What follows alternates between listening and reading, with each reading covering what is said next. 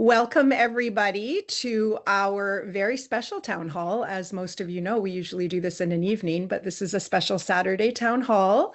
My name is Lori Cohen. I'm the founder and executive director of the Beagle Alliance. Of course, our mission is to place former research beagles into loving homes after science, and that's of course, why we're chatting today with the incredible Melanie Kaplan, author, journalist. We're going to speak about her book, Lab Dog. And we are recording. Just a couple of things here. We are recording this. It will be on our site probably by Monday. So just so everybody knows, the special thing about our town halls is that there's a Q&A. So definitely, if you raise your hand virtually, we will answer you and have that conversation. But I'll be honest, we love to see your faces and have the personal conversation. And that's kind of why we started these town halls. So if you're up for doing that, great. But in the meantime, Melanie, so great to see you. Welcome and thank you for doing this. It's so good to see you. And I particularly appreciate you doing this on a special day and a special time, because Lori knows that I go to sleep at 9 o'clock and I can rarely do the evening town hall. So thank you. Perfect. Perfect. Okay. So this is not necessarily a presentation. It's really a conversation, and I don't want it to be a conversation just between you and I. So interrupt, raise hands. Let's just kind of have morning coffee and chatter up. But Melanie, I want to start because when I first started reading the first few pages of your book, the thing that struck me in kind of just a personal way was how you mentioned how you had all your stuffed animals. And I just remember being a kid and all my stuffed animals, mostly dogs, were lined up at the foot of my bed. And I just felt safe and protected, and they basically circled my whole bed. And I mean, is that when we know we're animal and dog people? How did everything start for you?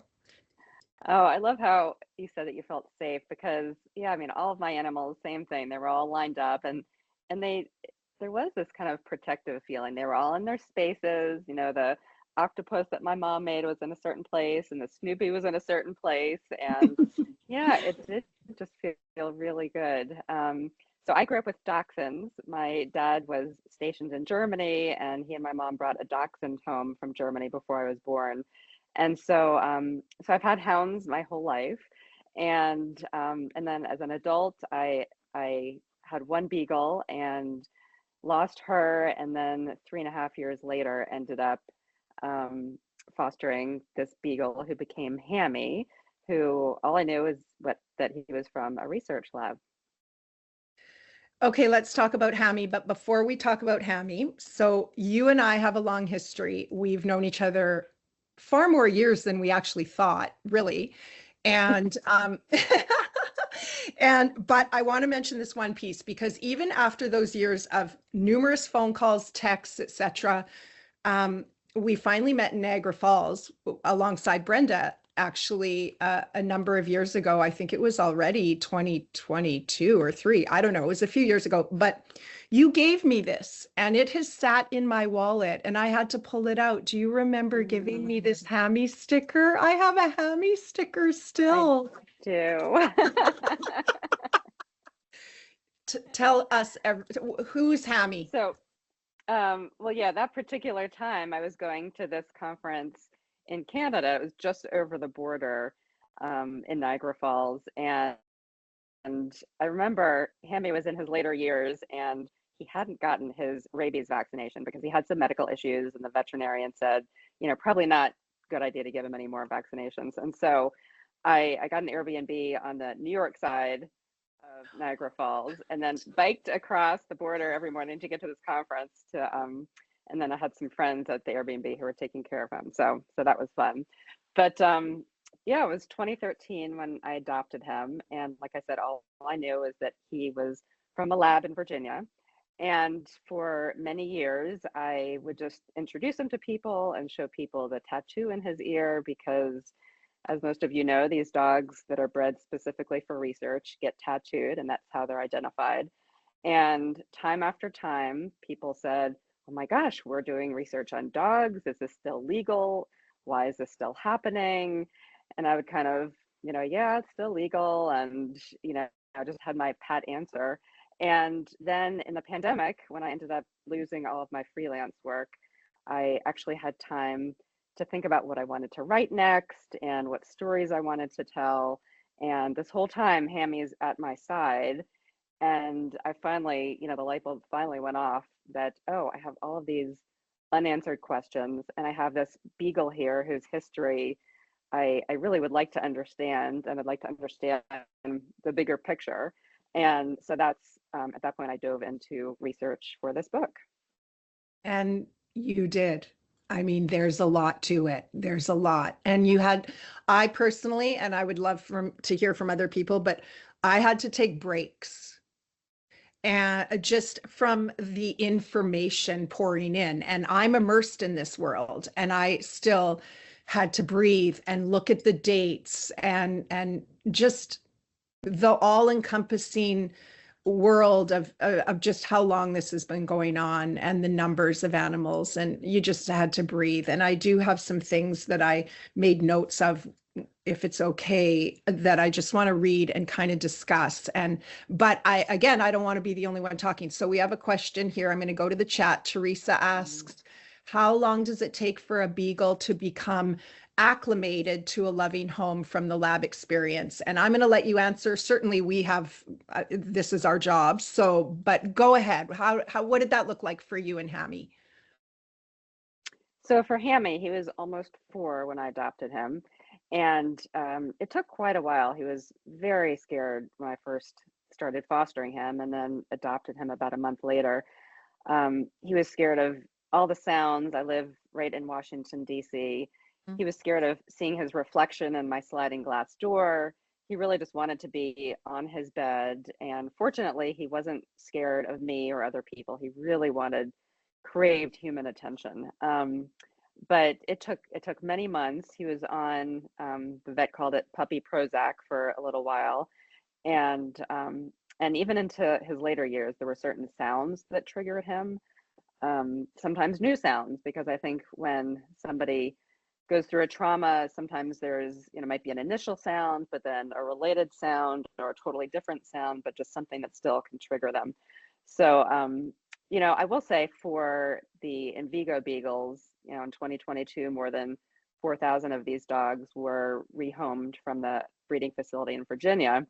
Some of them were really young, and so they didn't have time to be traumatized or to have bad experiences or to really, be affected by the confinement in the breeding facility, or they were never sold to a lab. So they adapted fine. So I think part of it depends on the experience, the way they're treated and handled, and then just their personality. Some animals are more fearful and some are more adventurous. And Hammy was definitely tentative and wasn't necessarily a fan of new situations, but I think when I was there with him, he felt a little braver. Yeah. Yeah, and that pretty much sums it up in terms of how there are so many factors to how their progression plays out, and it's years in the lab. We found that the Envigo Beagles that we placed in homes really did acclimate well, and they transitioned well. And I think that's true for the most part, not to downplay what went on in Vigo, because it was certainly horrific, but some were never sent to labs for years on end, et cetera, and they were quite young. And then in contrast to some of the dogs, Teresa, as you ask, that, we've placed in homes that have been in the laboratory 9 years. And so it really varies. It varies depending on the experience for them. And then, of course, how they process the experience. And as an organization, that's exactly, we have to work with them individually because of that. But they do become the resilient, they are the resilient, and they become the forgiving, loving, toy playing beagles, food-oriented beagles that we know. And that's a testament to their resilience. And there's Brandy right there with one of the dogs we rescued with Kindness Ranch, Atlee. So Atlee lived with me for a month. So I've got a little special place in my heart for him. He's a sweetheart. I will say, Lori, I don't know if you've experienced this, but some labs do more than others. Oh my gosh, I just love seeing that little beagle nose. I know. Do more than others in terms of preparing them for adoption. I know some labs will, actually practice putting collars and harnesses on them and house training them, maybe getting them to learn how to walk upstairs. Hammy didn't have any of that, but I think some labs are more and more aware of that as adoption becomes more common. Have you seen that? I have, of course, in the United States, because adoption and the release of animals in Canada, we are not yet there, unfortunately. And that's become more prevalent in the news with some of the exposés, as many of you know. Hopefully Canada will, and the US will see a tipping point this year because of your book and some other things that are going on and just some of the media. But yes, definitely in working with Kindness Ranch, as we do, we know that some of these laboratories now have even socialization programs where they're letting the dogs interact so that the transition is, that much easier when they go into homes and they meet other dogs and they're around humans. So it's nice to see. Anytime any dog's released, obviously it's a blessing, and we're just happy that they're out. But when you see the laboratories taking an active role in preparing them for release, that's a very hopeful situation, of course, right? I'm sort of manning the chat at the same time, but if anyone wants to pop in, I'm going to read something out of your book, Melanie, if you don't mind. I'm going to read, I'm going to go to page 97. I marked them off because I didn't want to sit around and have you guys look at me, try to find things. So obviously, I'm going to read, I just want to make a comment on this, and I would love if anyone else has a comment, but studying the literature and the data from short-term trials, one of the career scientists you spoke with became convinced that there was no compelling science to support more studies on dogs. Then in brackets, or monkeys for that matter. Monkeys are typically used to test biologics, products made from living organisms on their cells, such as vaccines and immunotherapies. Dogs are typically used for conventional drugs, the ones we keep in our medicine cabinets. Now, this struck me because we live in a world that has become very divisive, and we almost try to find our differences more than our commonalities, which I find is a problem in trying to help the animals. I think we should all focus on what we have in common, which is our love for animals, and work on that. I find it interesting that the vaccines, especially what just went on with COVID, that the vaccines are tested on monkeys, and then what we have in our cabinets are tested on dogs. So this is my comment, but the notion that some people in the animal rights world can say that they do no harm is really, it's impossible. It's impossible. We're getting vaccinated. We have things in our shelves. I mean, really, our job at this point, I think, is to acknowledge that all that we can do as humans is become aware, be conscious, and do the least amount of harm as possible, because there's going to be harm somewhere along the road. And so, just to be clear, when you're talking about the harm that is done or isn't done, just tell me more about what you mean by that. I just mean that, everybody has their way in which they're going to. So either you're a self-declared vegan, or you're volunteering for your local shelter, et cetera, et cetera.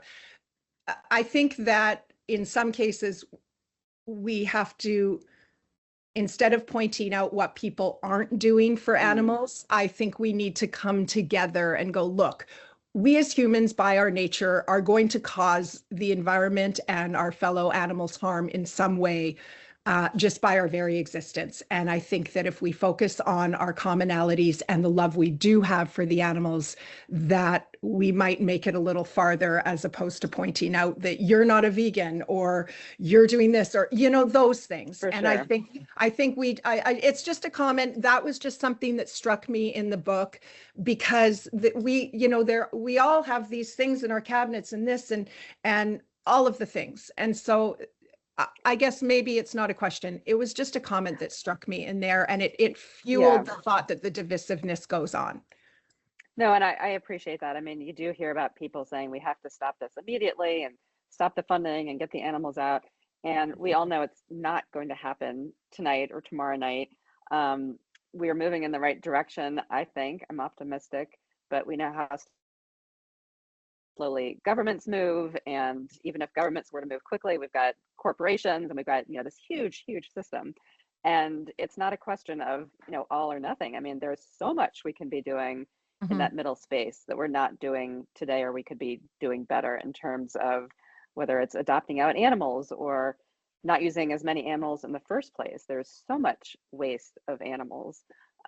So yes, I absolutely appreciate that. And there's, you know, in this book, I tried really hard to not get stuck on the sides and to really look at this middle place, because, you know, I believe that's where the work's going to happen.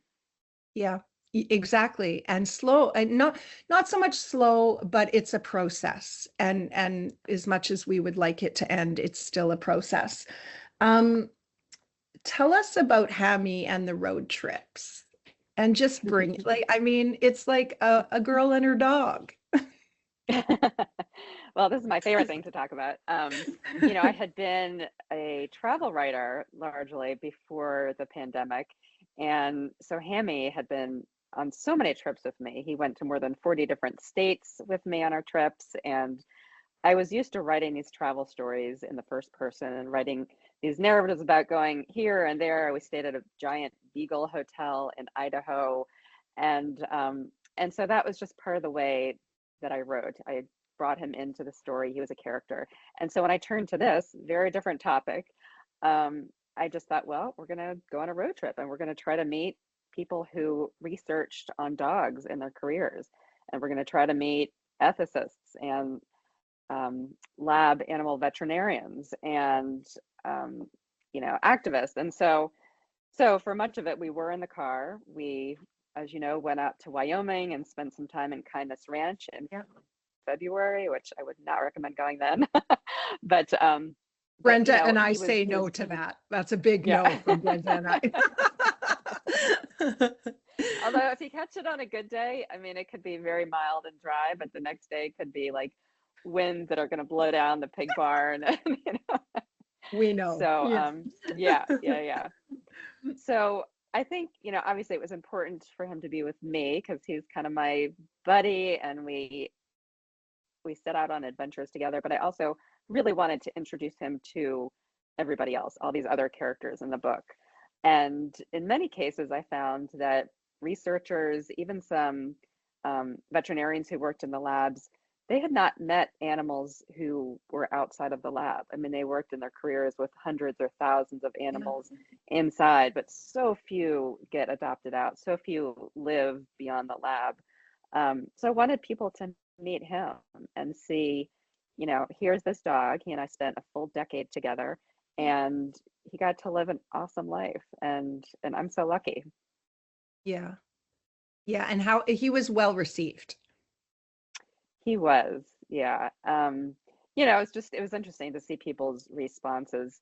He and I actually spoke at a conference once, and I'm telling you, I sat on the stage and he sat on the stage next to me, and I had a, you know, handful of treats.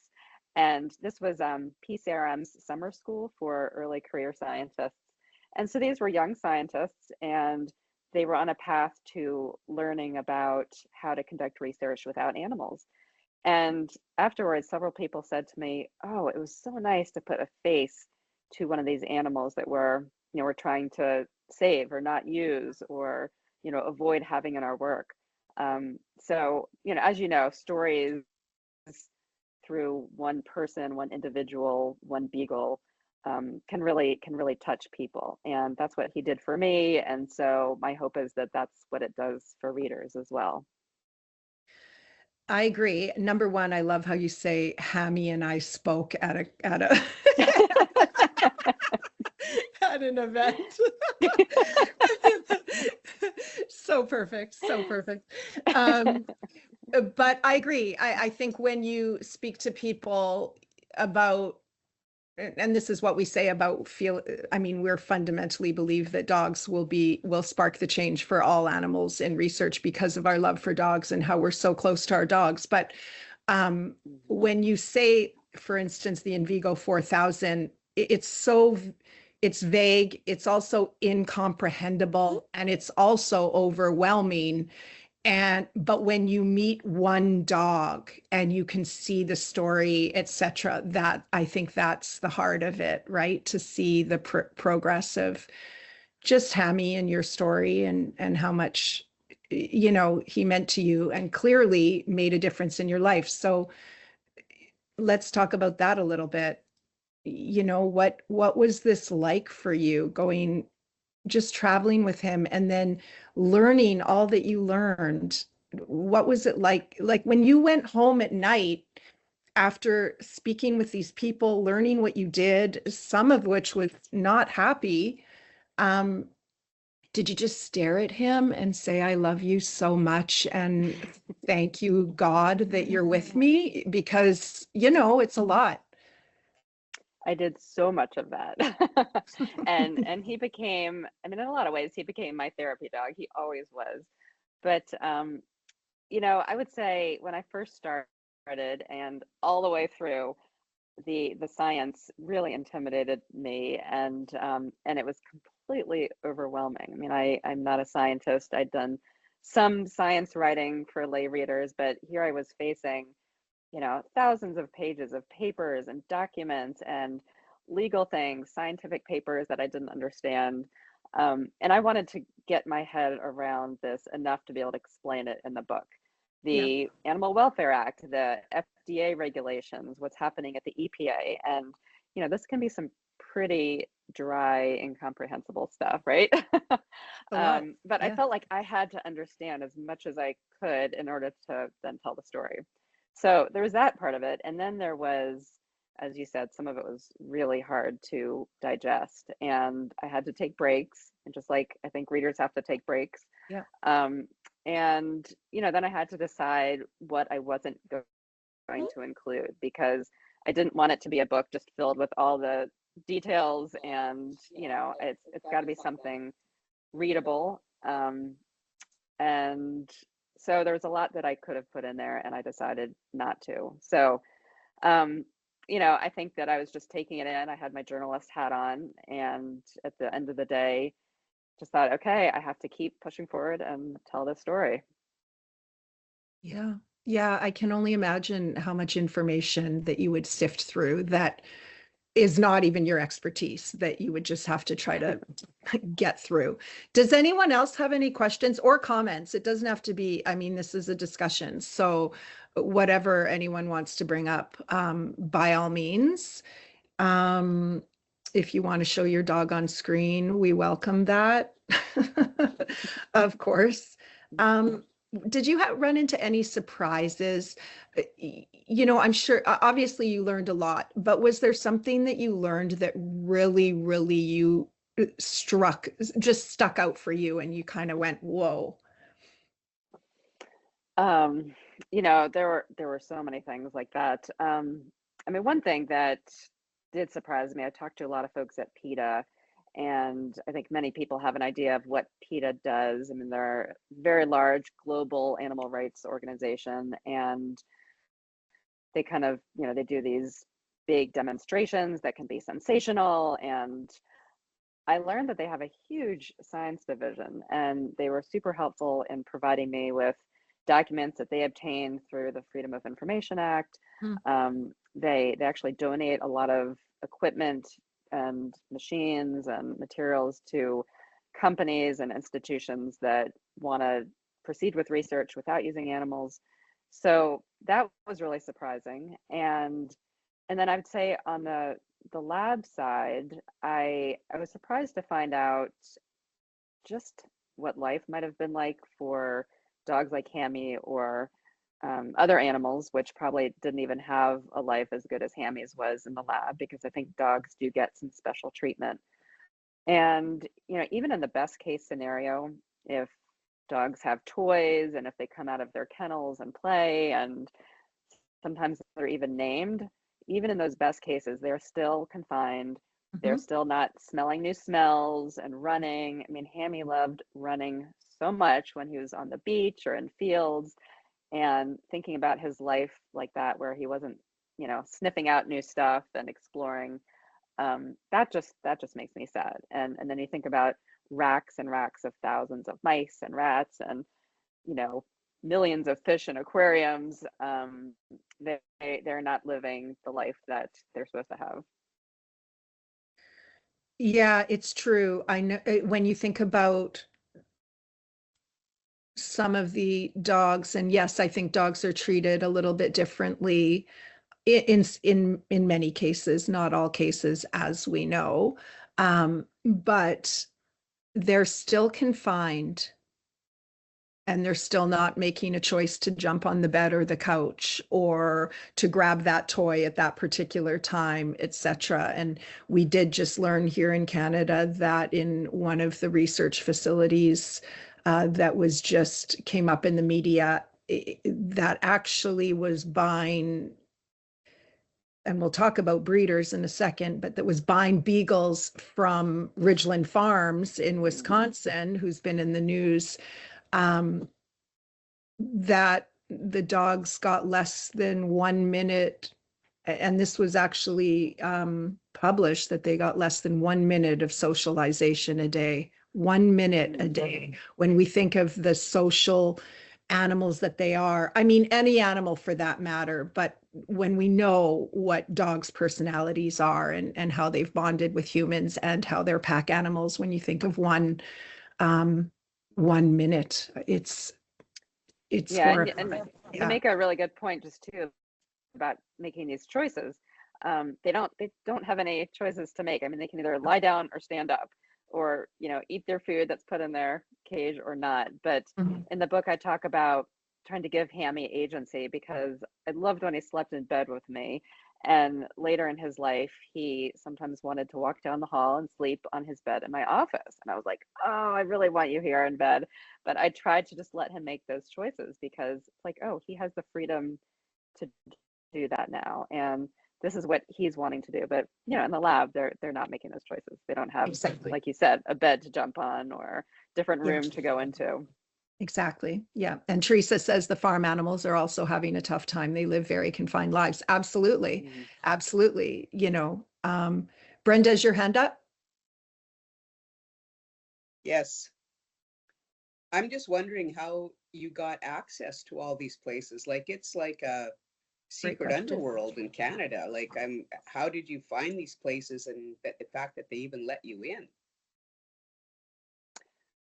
Well, there's one animal lab in Boston that I visited, and I was, just through trying and trying different connections and networking, I was put in touch with a veterinarian at Boston University, the head veterinarian. And, in general, the people from the research community who agreed to talk to me felt strongly about improving transparency and sharing these stories, and they felt like their colleagues who weren't talking and weren't being as transparent, that it was actually not it was not positive, that that it's better to be sharing these. It's better for the public to know than to not know. And so these people, I think, were welcoming to me, because it was a chance for their story to be told. And they want the lab doors to be open, and not for the public to come take tours, but for people to really have a better understanding of why this research is happening, and where it's going, and what we're learning. So I was able to see some mice and some naked mole rats. This particular lab didn't have any dogs, and the two researchers who had spent their careers experimenting with dogs again, just through talking to lots of people and getting a lot of closed doors and unanswered emails, and finally finding two people at the end of their careers who were willing to talk, who felt strongly about sharing their stories and felt strongly about the work that they did and didn't have regrets, felt like they were helping make the world a better place. They were both working on human diseases and hoping that what they did improved human lives. Yeah, that's positive. That's good to know that if more people understand, you can talk about it and you can have some transparency, it's just going to open up a lot. Like here in Canada, it's just a no show. They don't, so the fact that Yeah, now it's becoming acceptable within their community, that's a good thing. Good for you. I will say, I mean, they were certainly the minority, and Yeah. um, I often was stopped by a communications office at a university who said, "Yeah, we're going to pass on this." I mean, that happened the vast majority of the time. Mm. And one of the dog researchers I talked to, I explain in the book how he and I had multiple long conversations. I mean, almost, like we were courting before he agreed to talk to me in person. And, Hammy and I went to his house in a different state. He didn't want his name used or his university used, but he was willing to talk, I think, openly with me. But there's a lot of trust issues between people in the research community and the media, maybe animal welfareists or activists, and there's a, as you know, there's a bad history, and it's a very controversial topic. Yeah. Did you find that the labs were starting to move partially to non-animal testing, or did you see any of that? Yeah, let's talk Like, about that and some of the options and even what your president says now about moving away. Where is this going in the United States? We know in Canada that it's really the majority of people don't know that it's going on, and it's only the recent news stories that have sparked it a little bit, but still not really. Whereas things are moving a little bit differently in the States right now. Yeah. Um, well, so Brenda, I will say that these non-animal methods or non-animal alternatives have been used for decades. I mean, the US has been talking about these alternatives since the 60s. There's a whole big book that I have from that time that talks about a lot of the things we're talking about today. So it's not new per se, but I think it is in the news more today. Um, it is something that the US government's talking about in many ways. The NIH and EPA and FDA have all made announcements in the last year about moving away from animal research and dedicating more money to developing these alternatives. There's also, the EPA said that they're going to stop using mammals by 2035. So that's less than a decade away now. And the NIH has changed the way that they are looking at research proposals. They're not putting out their calls for proposals anymore that say, we want this monkey research. They might say, we're trying to answer this question, and then researchers can submit a proposal that, might include monkeys, or it might include some of these other methods, which, ranges from AI and computer modeling to organ chips, organoids, using human data. There's a ton of human data out there. So often it's a combination of animals and the non-animal methods. When you're thinking about new drugs, it's really easy to use AI to sort through, millions of different compounds and say, okay, these are the ones that worked in this way on this animal, and these don't work on humans. And then you've got this short list of drugs. So you've used a non-animal method to get there, but then you test your short list on mice, and the ones that work in the mice then maybe move on to dogs. And then if they're successful in dogs, maybe they move on to human trials. But we also know that 9 out of 10 of the drugs that are successful in human trials fail. I'm sorry, successful in animal trials fail in human trials because they just don't work or they're toxic. Well, yeah, I know when we were in Niagara, I saw a lot of sort of new technology and that, I had no idea about. And I thought, yeah, there's got to be different ways to do this without having to go through so many animals. I used to have mice actually as a kid. And so I don't even like seeing a mouse being used, but yeah, dogs particularly.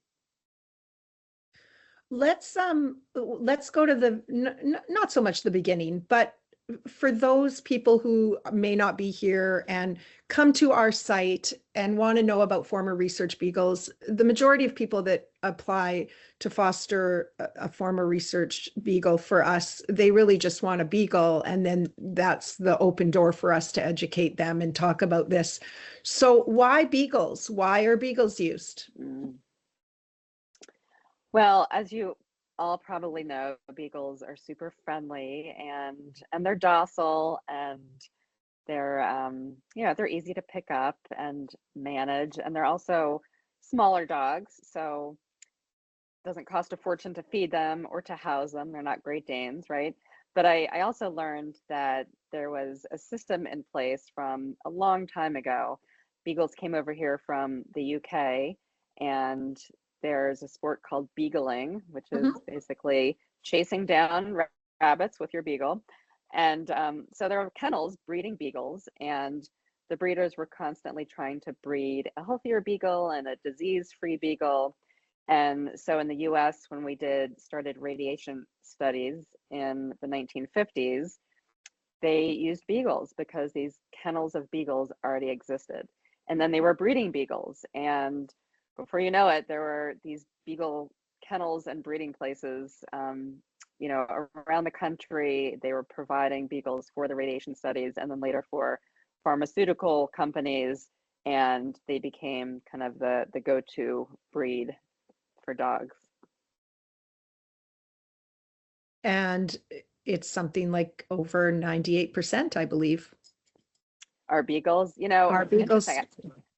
I haven't heard that number, but I wouldn't be surprised. I came across in my research, I mean, certainly golden retrievers and dachshunds and Irish setters and greyhounds. So a lot of other breeds have been used, but I don't know of any other large breeders. I mean, when you think about the three huge breeders in the US that existed Correct. when I started my reporting, it's all beagles.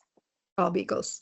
Yeah, talk Yeah. about breeding, because I mean, people often ask, where do they get these beagles? And we know that it's breeding facilities. Again, in Canada, it's very secretive. There are a couple of places that have what they call breeding colonies in Canada. But again, as we know, Justin Goodman from White Coat Waste just did a town hall with us last week and was speaking about the millions of dollars that the NIH was funneling into Canada for research. We do know that the Nutrotechnics that was just in the news in Canada and Ontario that's testing on beagles currently purchased beagles at one point during their lifetime as a facility from Ridgeland Farms. Um, what did you find out about the breeding facilities?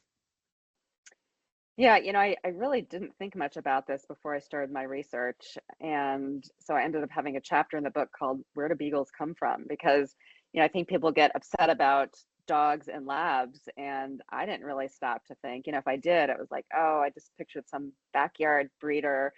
And it is this very large, kind of industrialized breeding of beagles, that's not that different from breeding farm animals. So, like I said, when I started, there were three. It's Marshall in upstate New York and Ridgeland in Wisconsin, and then there was in Vigo in Virginia, which ended up closing while I was doing my book reporting. And they're in Vigo's case, it was hugely understaffed. I think it was at some point like 17 staff members or animal care for like 5,000 beagles. And so there's no individual attention that these dogs are getting. Sometimes they would get in fights and have minor injuries, and then they'd be euthanized because they're just a commodity. It's a factory of beagles, and then they're sold to the labs. And I actually saw one of these packing slips for beagles because the labs order them, and then they get a list of the beagles with their tattoo numbers and maybe, male, female, how old they are, just some minor details. And then at the end, the person who received the dogs, just like any other shipment, they signed off and made sure that they were in good condition. And so, they're not treated like living things. And that's just part of the business. And the coping mechanism, in a way, I would imagine, on a human level. Yeah, I just want to talk about Hammy, though, because we love our dogs so much. So I'm going to read something. I hope you don't hate me for it. Honestly. So give me a sec, guys. If anyone wants to pop in, please pop in. Well, this was a different, this wasn't what I was going to read, but I'm going to read it because I found this very interesting too, and I marked it here. But I'm just going to cut right into it. I was struck by the rawness of Gluck's words, the emotion it brought up within me. Hammy sat next to me, crunching a treat loudly. I want you to know how frightened humans are, Gluck said. How frightened we are of death and what we're willing to do to someone like you. He's speaking to Hammy. How frightened of death we are and what we're willing to do to someone like you to lighten the load of mortality. He paused for a few moments and turned his attention back to me and said, I think that's what I'd really want him to know, meaning Hammy. That's a lot. That's not what I'm apologizing for, though. This is what I'm apologizing for. Oh, okay.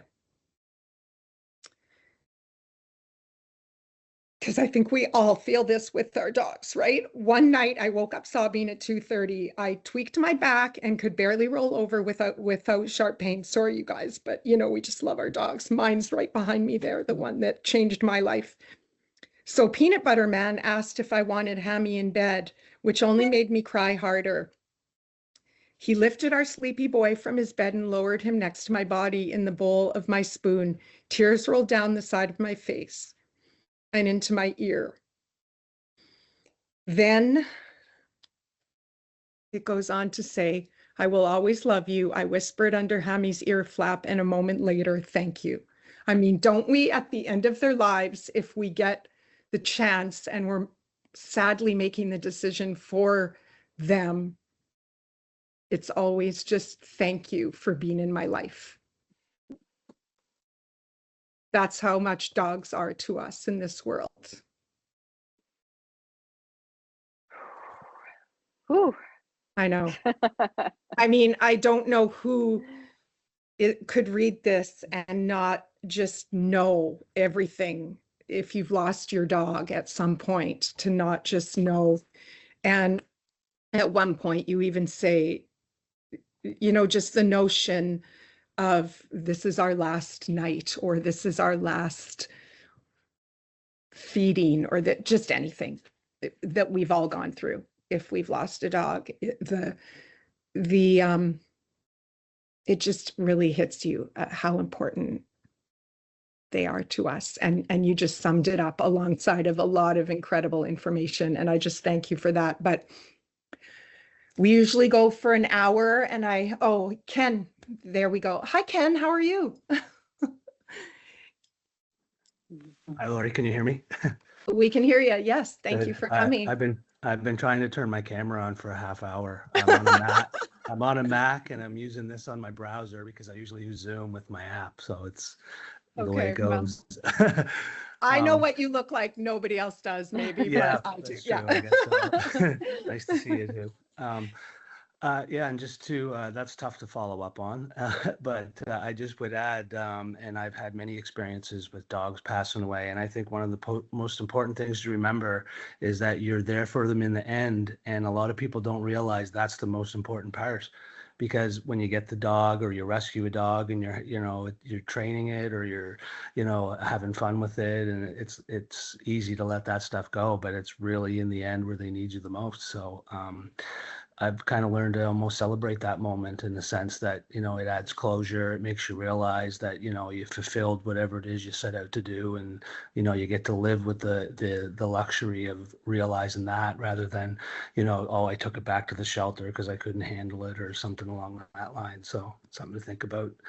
I do have a couple questions. There is a lot of media attention in Canada right now with what's going on in Ontario, and I'm wondering, Melanie, if you have any, what are the best narratives to carry right now with the media and the public and stuff, because it is starting to take off and it could go anywhere from, there's a lot of social media attention, there's a lot of word of mouth that's happening in a big city around Toronto and stuff. So I'm just curious about that.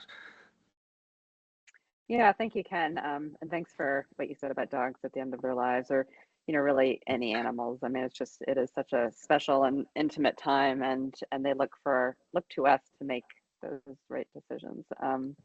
So yeah, Canada, there is so much happening. It is really exciting.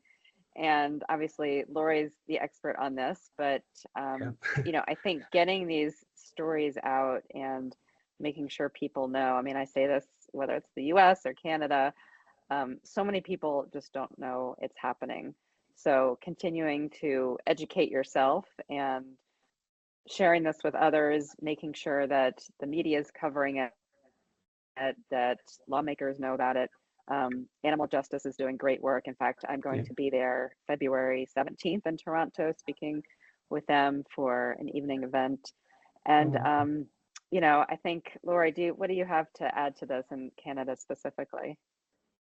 Well, I think it's a great question, Ken, and I liked your comment as well, because I think it is a blessing to be able to be at the end of your dog's life. It really is, as hard as it is. But I think that the important thing about the narrative in Canada, and I will, and I really work on this with my rescue partner, John Raymer at Kindness Ranch, because him and I really don't consider ourselves your animal rights kind of groups. We take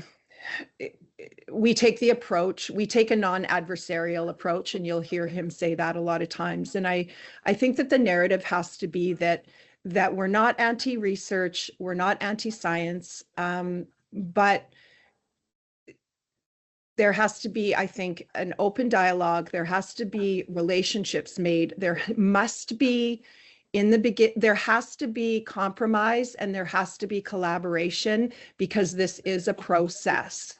And it's important to make room for, of course, animal-free science as we go along, that is only going to improve the health of humans and cause less harm to animals. But I think at the moment in Canada, we really have to focus on the dogs that are in the facilities, and which one of those dogs can, as we say, go from lab to love, as John says, lab to laps. There's a lot of dogs that are being euthanized that don't have to be, and we've proven that they can go on to live amazing lives. And I think at this point, that is definitely our focus as an organization during the changes that hopefully happen in Canada. I think that's the narrative to focus on right now, Ken, to be honest. Perfect, thanks. I'd also like to ask Melanie, and she kind of just mentioned, based on my comment about all animals and everybody reflecting on all animals. And one of the things that I am concerned about with what's going on with the legislation proposal in Ontario is that it is primarily focused on dogs and cats, and that maybe these other animals that are used in experimentation are kind of being left to the side, or it's creating that, sometimes the animal agriculture industry has been accused of saying, oh, love your dog and eat the farm animals kind of thing.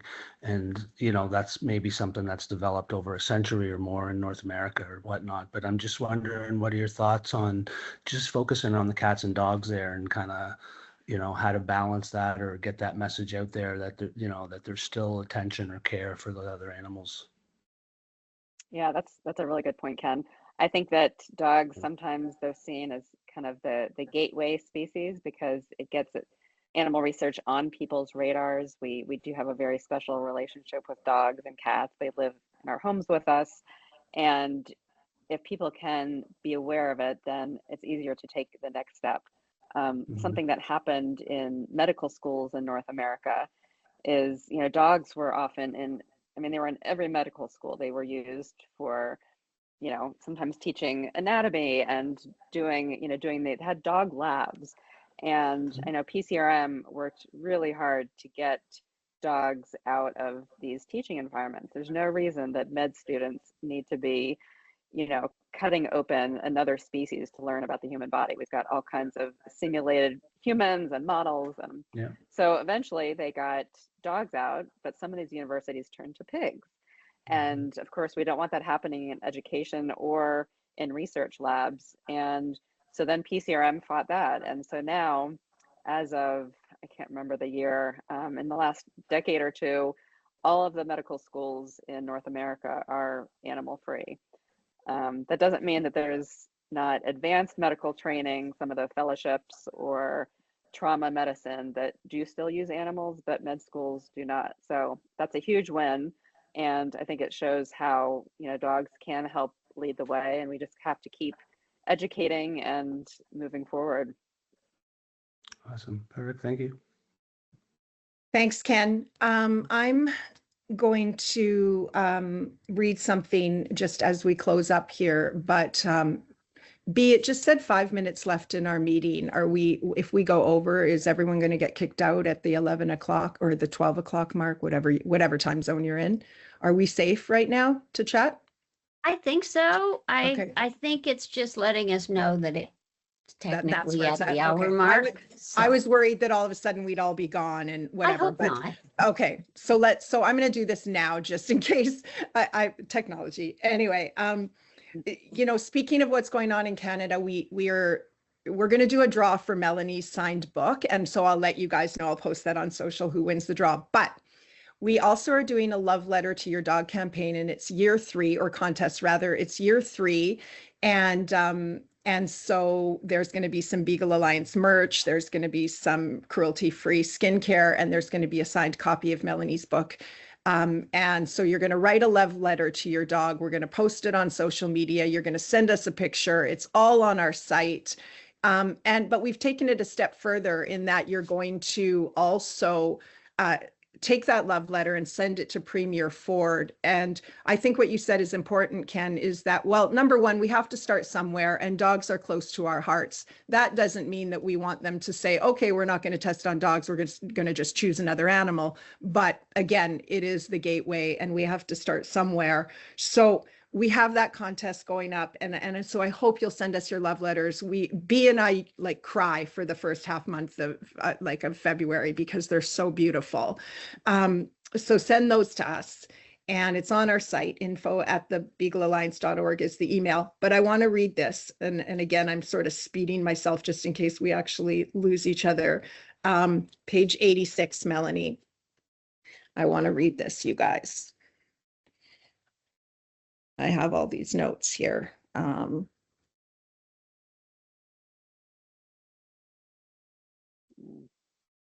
drew my knees up towards my chest and created a big spoon for Hammy, to land in, his puzzle piece snapping perfectly into mine. I wove my arm under his front leg, taking his paw into my hand and pressing my fingers into the little webbed pockets between his toes. With each inhale, his body swelled into mine. At first, our breaths alternated, a slow seesaw of air rushing through our wildly different noses. But his breaths came faster, and eventually we were in sync. In one moment, we exhaled in unison. In the next, we slipped together into sleep. Isn't that just the most beautiful? I mean, we all just hug our dogs. Again, the safety we feel just being with our dogs.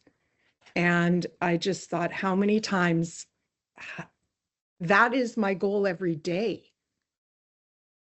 That every night, if I could just have both my dogs right there, that's our little den. And no matter what's going on in the world, nothing else matters at that moment in time. I love that. And I just thought that was so beautiful. as is everything, all of your stories. And so clearly Hammy changed your life. We're at 10:59 and hopefully that's okay. But but are you going to see Hammy again? Is there a place in your mind that you and Hammy will meet again? Well, Lori, I just want to say thank you for all of this.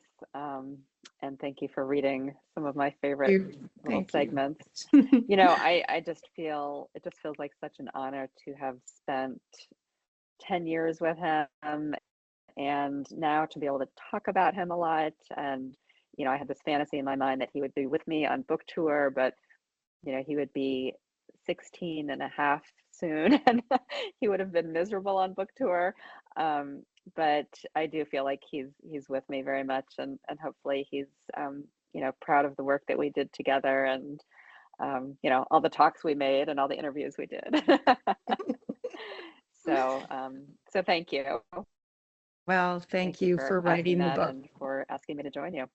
Yeah, Thanks. thanks for writing the book. Thank you for this. If I feel like it's well, people who are obviously vastly younger than me aren't going to get this, but I feel like we just hit Y2K. It clicked to 11 and nothing happened, so we're good. So, so I'll say, like, I see Michelle, our friend Michelle is here. Hey, Michelle, I see you're typing and Ken's typing. So if you still have questions, I'm definitely not going to cut you off. So you're typing, but if you want to pop up in chat, by all means. Again, we hit 11 and we're good. So, yeah, whatever you guys. Hey, Michelle. Hey. Yeah, hi. Hi. Melanie, great touching book. I really liked how you interspersed your interactions with Hammy with all the technical and detailed information about lab dogs. And especially I was touched by your personal realization on the restorative justice and finding a surrogate at the end of the book. Just how we all need to acknowledge the harm that's been done to animals, and that, you know, we can try and make things right as surrogates. Yeah, I thank you for mentioning that. You know, that was on my mind for the entire 4.5 years I was doing the research, and I'll let people, if you haven't read the book yet, I'll let you kind of learn a little bit more about restorative justice and that quest that I was on. But it was super frustrating to me because I just thought I have to find this person who, you know, experimented on Hammy or who bred Hammy, or the person who's going to say, Hammy, I'm sorry. And I was very focused on finding that person. And I didn't, but I think I ended up finding something that might have been better and a better lesson for me. So that's, I think the whole idea of restorative justice can be really powerful. It was a great book. Thank you so Great much. job. Yeah. Thank you. Thanks, Michelle. Thanks, Michelle. Michelle has met a lot of former research beagles, because when Brenda and I hit Alberta with our yes, okay, so in Vigo, and but also Michelle's family hosts our release parties. So whenever we have a release event of dogs, we're at Michelle's. So nice. yeah, it's really great. Brenda, did you throw your hand up too? Okay, I thought you had. Okay. Well, then I think we hit our hour, and I'm sure we could talk on, you know, there's so much to it, but if you haven't read the book, obviously I encourage you to do so. We will do a draw. We will send an email out to who is going to get Melanie's signed book. And of course, if you don't win that draw, please send us the love letter and you'll be entered to win the next draw. And why don't we leave it with this, Melanie? How about you chat about what people can do to make a difference for these animals in research and animal free science and all the things? What can people do? Yeah. So, we already talked about just education and making sure people know this is happening, making sure lawmakers and legislators know, right to the people who are voting on bills, and also follow the groups that are doing important work on this. Obviously, the Beagle Alliance in the US, the Humane World for Animals is working on a lot of state bills, and PETA is working on a lot of this animal-free science. So sign up, get their newsletters. Rise for Animals is an organization that is small but mighty, and they also have an amazing email newsletter with, I think, one of the best compilations of articles weekly that I've seen just on this topic. And buy cruelty free. I always tell people to think twice before they buy products, whether it's pesticides, which are all tested on dogs today still in the US, over-the-counter drugs, like, do I really need that, cold medicine, or can I tough it out and have some tea and get better naturally? Because every single one of these drugs is tested on animals. If it's a new flavor of a cough syrup, that's a new drug that's got to be tested on animals. So just think about your consumption. Try to set a good example for people in your family and in your friend circle, and just keep talking about it. Yeah, keep talking about it. Exactly. And thank you for that. And it's just being conscious and doing the best. And I do want to say that I was very, very honored to be with John Raymer from Kindness Ranch in Wisconsin, speaking with senators this week. And so it's moving. And I hope 2026 will be the tipping point in the US and Canada. But thank you, Melanie, for all your work, and everybody who has joined us. And of course, our next town hall is next month with Dr. Stacy Lepresti Goodman, who's going to be talking about the use of dogs and how that's changed and what that's looked like over decades. So I hope you'll join us. We'll send you an email on that. And in the meantime, have a great weekend. I expect all of you to get off here and start writing your love letters to your dog and then to us. And hopefully, and if you're near Toronto, I'd love to meet some of you February 17th. That's right. I had that note. I said to Melanie, so Animal Justice is doing what's called Ethics in Action. They're having Melanie and Camille Labchuk, who is the executive director of Animal Justice. They're going to be speaking.